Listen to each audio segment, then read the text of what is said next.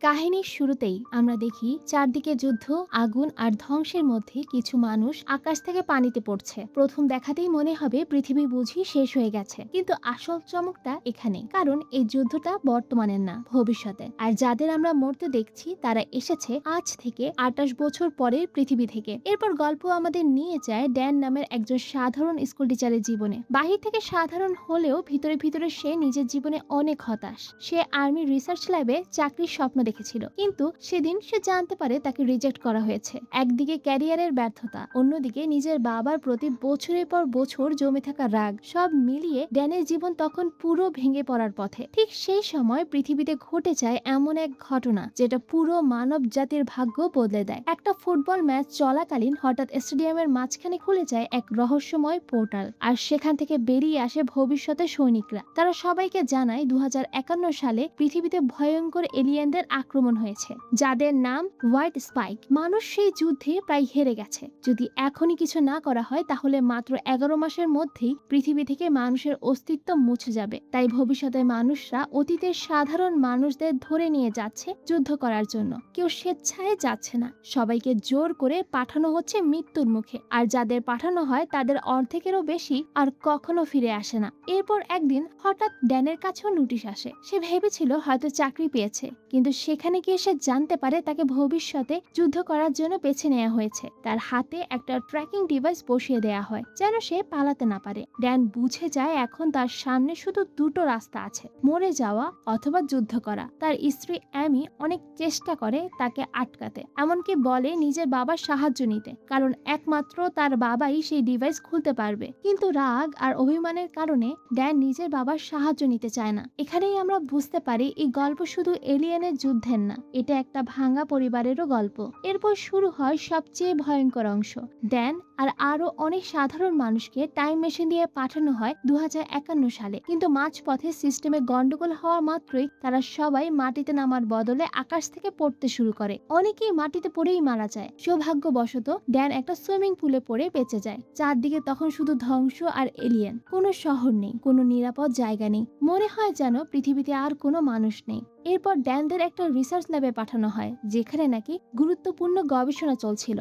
কিন্তু সেখানে গিয়ে তারা দেখে সবাইকে এলিয়েনরা মেরে ফেলেছে। সেই এলিয়েনগুলো এতটাই ভয়ঙ্কর যে গুলি পর্যন্ত ঠিক মতো কাজ করে না। তাদের গতি, শক্তি আর হিংস্রতা সবকিছু মানুষকে হার মানায়। ল্যাব থেকে গুরুত্বপূর্ণ বায়োলজিক্যাল স্যাম্পল নিয়ে বের হওয়ার সময় শুরু হয় এক রক্তাক্ত যুদ্ধ। একের পর এক সৈনিক মারা যেতে থাকে। বিস্ফোরণ, চিৎকার আর এলিয়েনদের আক্রমণে পুরো জায়গাটা নরকে পরিণত হয়। কোনো মতে বেঁচে যাওয়ার পর ড্যানের সাথে পরিচয় হয় ডোরিয়ান নামের এক লোকের, যে তৃতীয়বারের মতো ভবিষ্যতে এসেছে। কারণ তার ক্যান্সার হয়েছে, তার হাতে খুব কম সময় আছে, তাই সে চায় মৃত্যুর আগ পর্যন্ত যুদ্ধ করেই মরতে। এই অংশটা গল্পকে আরো ইমোশনাল করে তোলে, কারণ এখানে সবাই শুধু পৃথিবী বাঁচানোর জন্য নয়, নিজের জীবনের কারণ খুঁজতেও যুদ্ধ করছে। এরপর গল্পে আসে সবচেয়ে বড় টুইস্ট। ড্যানকে নিয়ে যাওয়া হয় এক কর্নেলের কাছে, আর সেখানে গিয়ে সে জানতে পারে এই কর্নেল আর কেউ না, তার নিজের মেয়ে মুরি। ভবিষ্যতে বড় হয়ে সে মানবজাতির শেষ আশার প্রতীক হয়েছে। কিন্তু মুরি তার বাবাকে দেখে খুশি হয় না, কারণ ভবিষ্যতে কোনো এক সময় ড্যান নিজের পরিবার ছেড়ে চলে গেছে, আর কয়েক বছর পর সে মারা যায়। এই কারণেই মুরির শৈশব পুরো ভেঙে গেছে।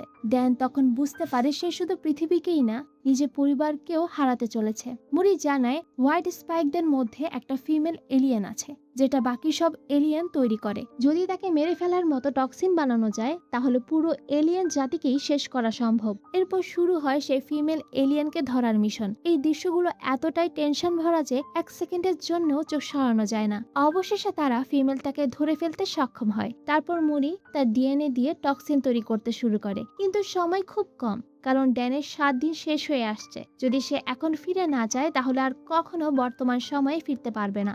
অবশেষে মুরি সফল হয়, টক্সিন 100% কাজ করে। কিন্তু ঠিক তখনই ফিমেল এলিয়েন জেগে উঠে চিৎকার দেয়, আর হাজার হাজার পুরুষ এলিয়েন আক্রমণ করে বসে।